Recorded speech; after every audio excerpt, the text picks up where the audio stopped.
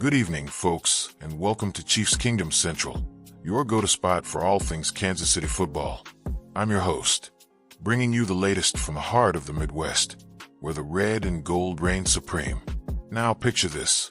It's Christmas night at Arrowhead Stadium. The air crisp with holiday cheer and that unmistakable roar of over 70,000 fans packed and like sardines. But amidst the festive lights and the thrill of the game, there's a moment that stops everyone in their tracks.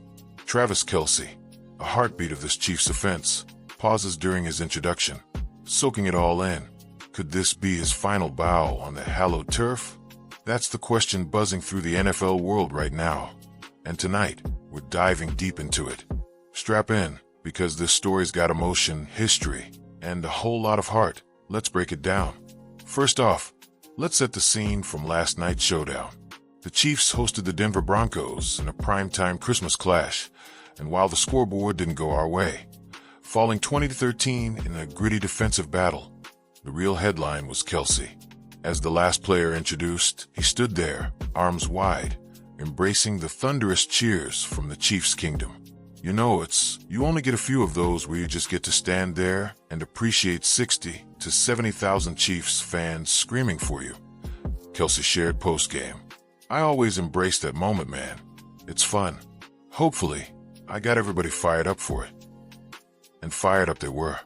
Arrowhead, folks, that stadium's not just a venue, it's a fortress. Built back in 1972, it's the third oldest in the NFL. But don't let that fool you. With its record-breaking noise levels, peaking at 142.2 decibels in 2014, it's where legends are made and opponents are broken. Last night, even in defeat, that energy was electric. Reminder of why Kansas City is the pulsing soul of football in Missouri. Now, zooming in on the game itself. The Chiefs came out swinging, but Denver's defense clamped down hard. Patrick Mahomes, our wizard under center, threw for 245 yards and a touchdown. But it wasn't enough against a Broncos squad that's been resurgent this season. Kelce, he hauled in 5 catches for 36 yards. Not his flashiest outing, but every reception felt monumental, leading the team with 73 grabs, 839 yards, and tied for 5 touchdowns alongside young guns like Rashee Rice and Hollywood Brown. He's still the glue holding this high-octane offense together. But that loss drops the Chiefs to, well, let's not dwell on the record just yet. It's about the bigger picture. Coach Andy Reid, the mastermind who's led this team to 3 Super Bowl rings in the last 6 years, is pulling for Kelce to snag 7 more receptions in the finale. That'd push him to 80 catches for the 10th straight season, a feat that's pure elite status. Speaking of elite, let's talk Travis Kelce's legacy, because this guy's not just a player, he's a phenomenon. Drafted in the 3rd round back in 2013 out of Cincinnati, Kelce transformed from a raw talent into a 4-time All-Pro beast. Remember his breakout in 2016? That season, he racked up over 1,000 yards, kickstarting a run that's seen him join Jerry Rice. Yes, the GOAT of receivers, as the only players with 12 straight seasons of at least 800 yards. That's not luck. That's grit, route running precision, and that unbreakable chemistry with Mahomes. Their connection, it's like poetry in motion.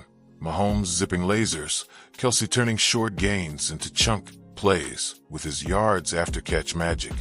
But at 36, the whispers of retirement are getting louder. Kelce hasn't confirmed anything, but he's been coy. The only time it ever crossed my mind, as I was driving in the other day and I saw how much the Powerball was, and I was like, man, if I could just win that, I wouldn't have to work another day in my life. He joked. Classic Kelce humor, lighthearted, but underneath, you sense the weight. He's got 5 Super Bowl appearances under his belt, 3 rings, and a podcast empire with his brother Jason. Pop culture? Don't get me started. The guy's dating Taylor Swift, turning Chiefs games into star-studded spectacles.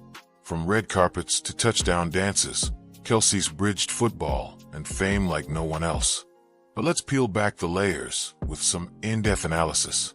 Tactically, Kelce's role in Reid's West Coast offense is irreplaceable. He's the ultimate mismatch nightmare. Too quick for linebackers, too big for safeties. In that Broncos game, Denver doubled him often, forcing Mahomes to look elsewhere, which explains the modest stats. Injuries? Kelce's dealt with his share. A hyperextended knee in 2023 sidelined him briefly, but he's bounced back stronger, thanks to offseason grind. Compare that to his peers.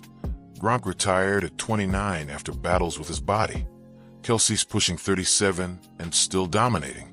Statistically, his 839 yards this year? That's top 10 among tight ends, and his 5 TDs tie him for the team lead. But zoom out to the season.